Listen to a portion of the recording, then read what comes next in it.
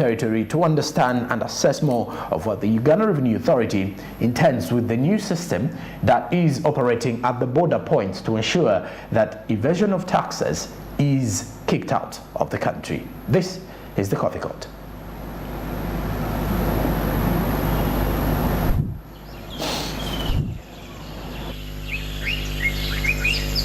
Our core mandate as a business channel is to drive business from morning up to morning.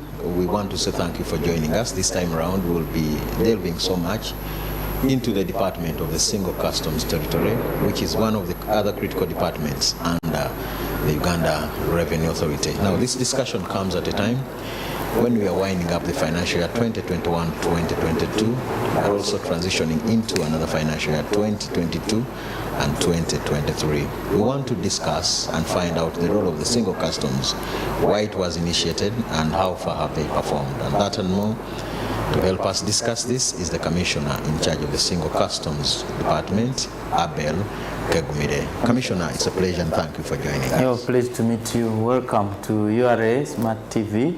I'm happy to speak to you on the Single Customs Territory. What is this Single Customs Territory? The Single Customs Territory, as it is in the word, Single Customs Territory. It basically means that the East African countries, we call them partner states, through the heads of state, which we call the summit, decided that it will be one territory. That means that you may have borders, but in terms of clearance of goods, under what we call a customs union, because we are in a customs union, all the East African countries, there will be no borders. So it means that when goods come and they are imported into East Africa and they reach the ports, now like the border of East Africa here would be Mombasa. True. The border of East Africa would be Dar es Salaam. That's true. The border of East Africa would be a border between South Sudan and Sudan. Between a border now like EAC, now we have DRC has joined. A border between DRC and Congo, Brazzaville. Okay. So that would be the border as you enter East Africa. So Single Customs Territory means that if goods come and are entering any East African partner state, they pay at the first point of entry. I don't know that we are together. We are together. You either decide to pay at the first point of entry, and we shall not charge you any costs that you incur between that port when you entered from and when goods enter your country. If they are going to Juba, we stop charging. Juba will stop, South Sudan will stop charging you when you are in Mombasa.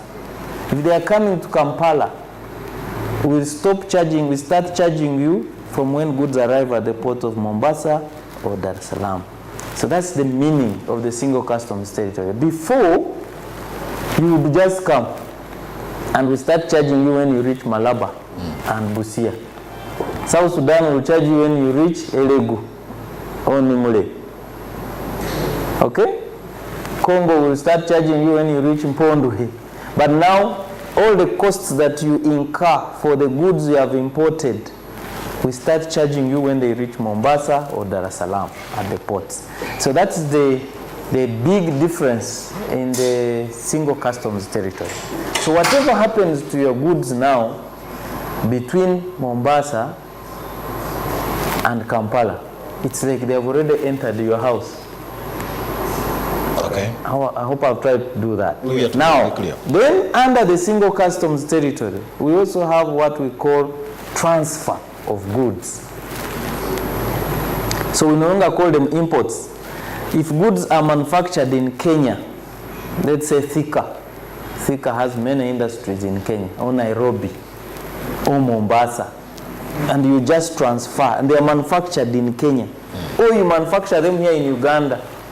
Murwana here can manufacture batteries. Roofings can manufacture steel.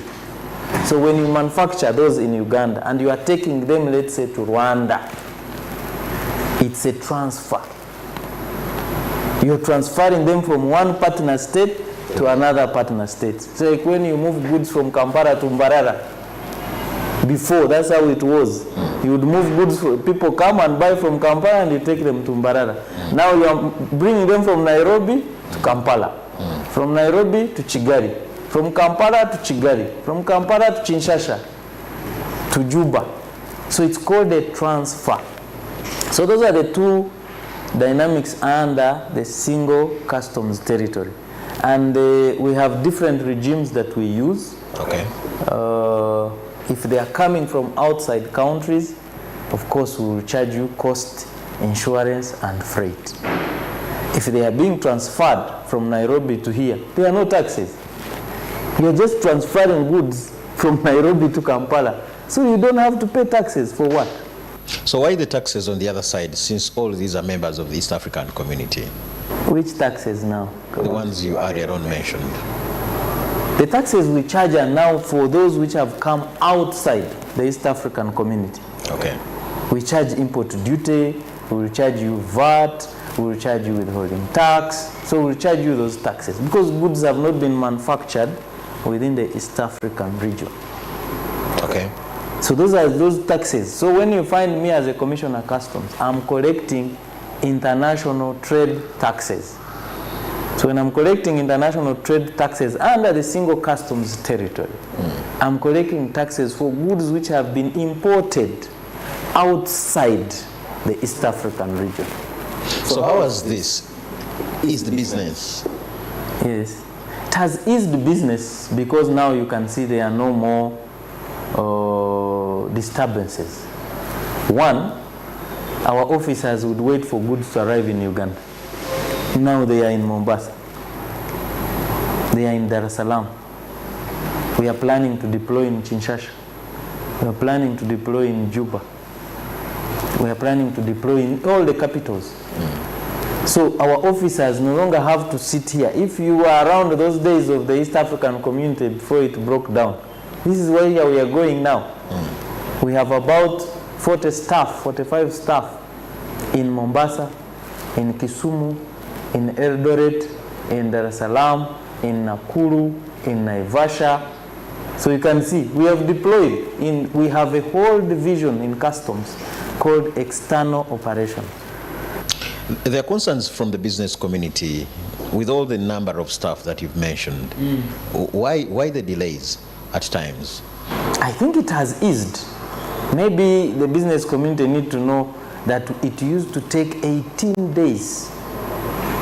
18 days for you to clear your goods from Mombasa to Kampala. Kampala, 18 days. You ask them now, it's taking 3 to 4 days. Why? Because you have a single document. You have a single document. So now you capture once, we call it a WT8, and it is recognized by all East African countries. Okay. You come once. Now before you would capture in Kenya, Kenya finishes their process, then you come to the border on Kenyan side, they also finish their process, they come to Ugandan side, finish their process. You're taking almost 18 days to get a 1x40 container in Kampala, in Chikubu. Now ask them.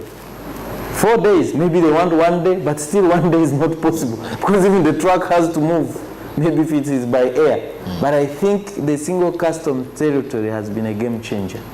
It's been a game changer on sharing information. It's been a game changer in integrating our systems now. Our SCUDA system reads the Kenyan system, the Tanzanian system called TANSYS. So we work like in the same system. Commission, talk to us about the barriers. Barriers. From your side and then from our side as the business community. I think the barriers, of course, for me as we are trying to remove all the bottlenecks along the supply chain as Uganda Revenue Authority. Okay. Because the barriers would be customs has finished their job, then other government agencies are interfering with the goods. What are these bottlenecks? So the bottlenecks would be like weigh bridges. You know, you have to stop at some weigh bridges, security checkpoints,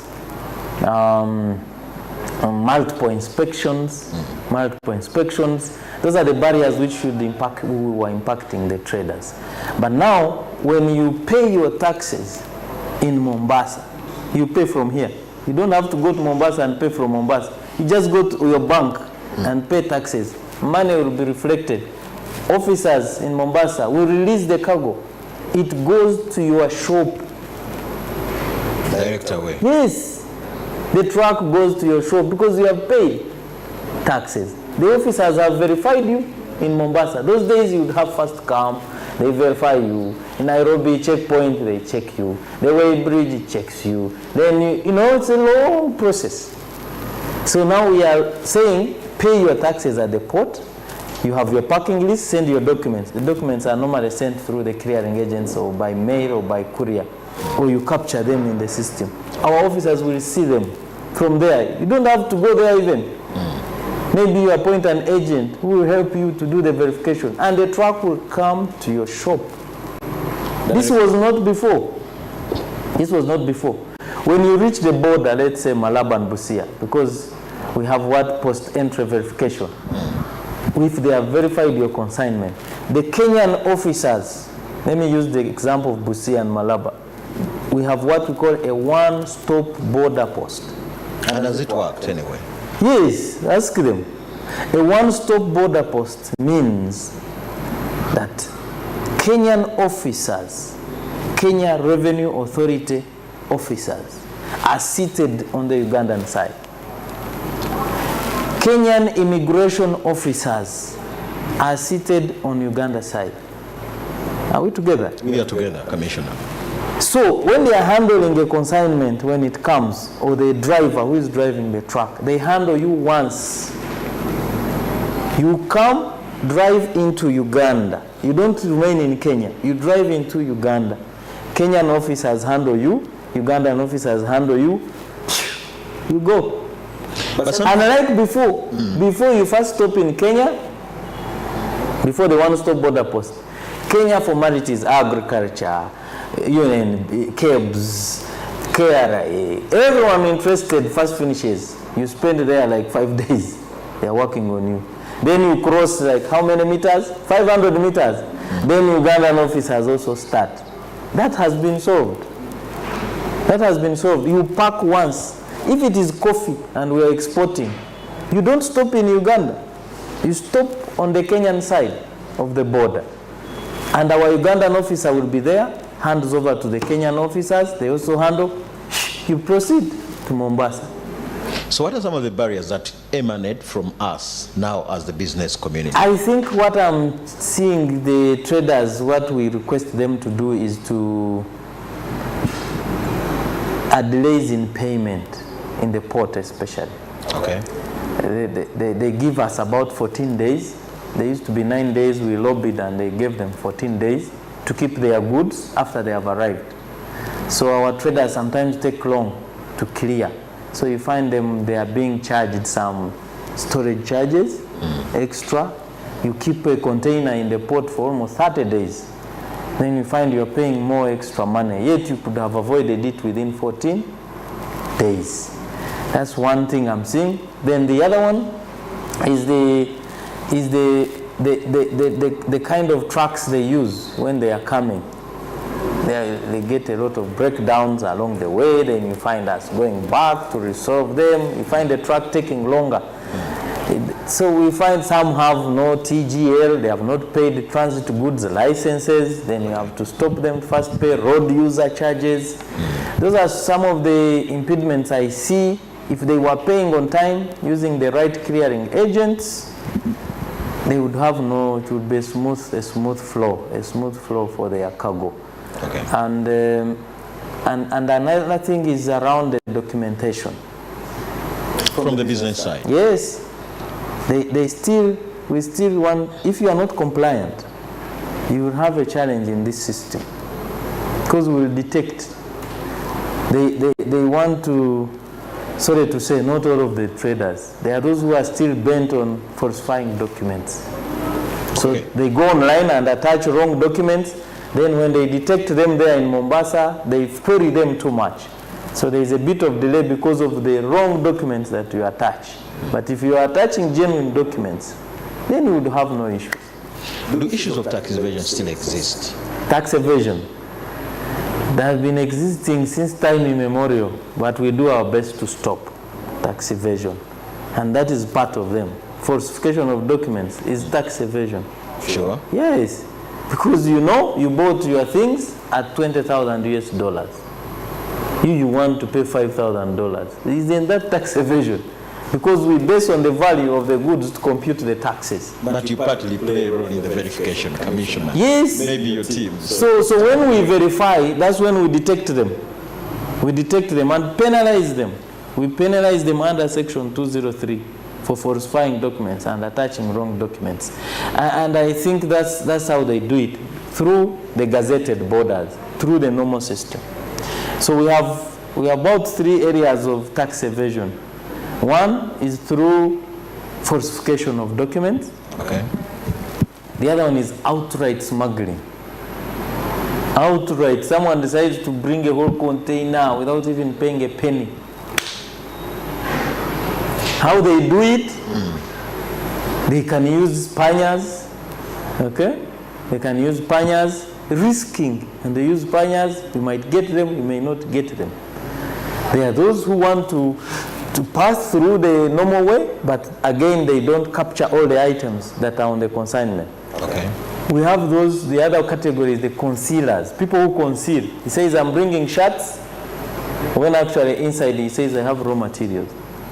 That's another form of tax evasion and smuggling. But so how do these occur? You have officers on the borders, well-trained and deployed officers. So how does this happen, Commissioner? It's like when you're at home and you have your house, you have a guard and you even have a dog, but the thief still goes into the house and steals your goods. That's exactly what I can explain it. Officers are everywhere, they're at the borders, but a smuggler is like a thief. I would categorize them as a thief. They just find the way of somehow sneaking through. But we've put systems in place now to stop smuggling and tax evasion.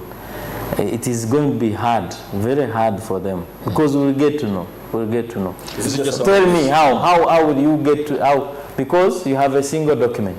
The truck is now, the weigh bridges in Kenya are linked to the Ugandan weigh bridges. So we'll know whether you've passed the weigh bridge or not. You have what we call the electronic cargo tracking system. So on your container, we fix an e-seal, which we monitor from Kampala as you travel, as you move. So tell me how you're going to steal that container. We will be seeing you. When you reach the border in Malaba, you have what we call X-ray scanners at the borders. So every truck has to go through the scanner. So it takes a picture of whatever you have in that consignment.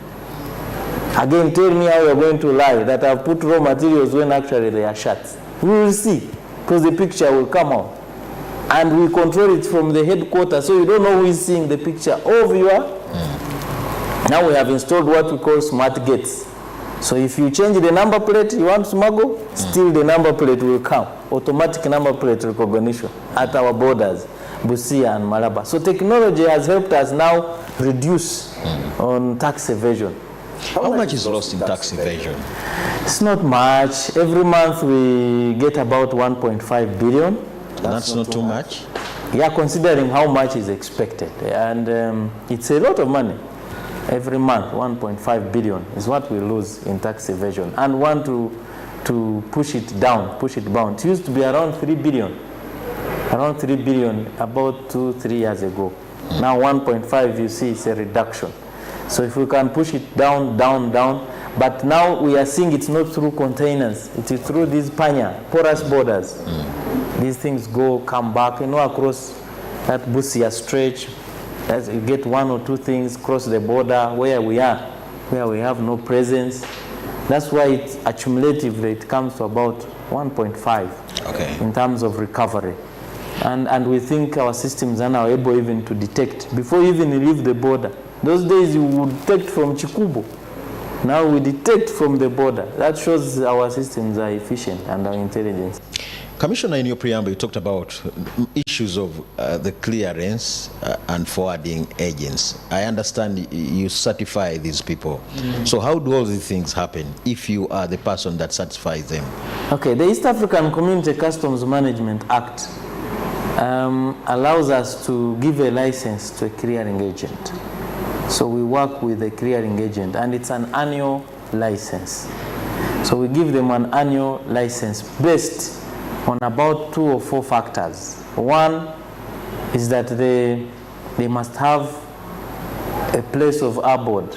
We come and visit your premises, your office. Like you've seen my office. You have clear systems, you have staff, you have enough office space. Either you are renting or it is yours. You have enough equipment, computers, you have staff, you have a personnel, you are structured basically.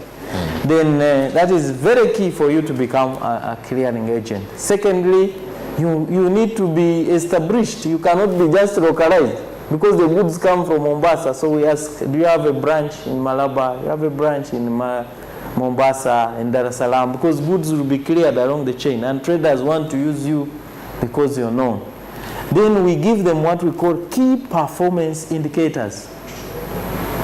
There is no clearing agent who works without passing key performance indicators. And some of the key performance indicators include, there should be, you should clear your consignment after assessment within a certain period. So that the client is aware that my consignment has to be cleared within 24 hours after I have paid taxes. If you clear after 24 hours, you don't have a license. It's a contract. Key performance indicator is what we make with them. And before we license them, they go through tests every year. Because it's an annual thing. Yes, they do tests. Call them assessment tests. We give them questions. And if you have any offense during the year, you created an offense, or you wanted to cheat, or the taxpayer wanted to cheat on behalf of the taxpayer, you don't have a license the next year. That's how strict we are. If that was the case, then we would see many clearing agents, their license would be cancelled, because we hear many issues coming out from the business community about clearing agents. Oh, maybe those are wrong agents. The agents we have, They have certificates. they have certificates. It's like when you see these, they are getting organized. We are trying to even organize them. They have certificates, and they even have, if you want to hire a clearing agent, ask them, where is your certificate? Show us how you passed at URA, because we give them a report, like you give a report of their performance. So you hire them. Now the ones we are talking about could be brokers. There's a difference between a broker and a clearing agent. I don't license a broker. You license a clearing, customs clearing agent. I even give them access rights to the URA system. So every year when we license, we publish in the papers. So you as a trader, go to that list which we publish and say, oh, this one has been certified by Uganda Revenue Authority. We are going to work with this one. From the Uganda Revenue Authority, particularly from the docket of the single customs storage area. This is the coffee court where we ask the hard questions. My name is Fred.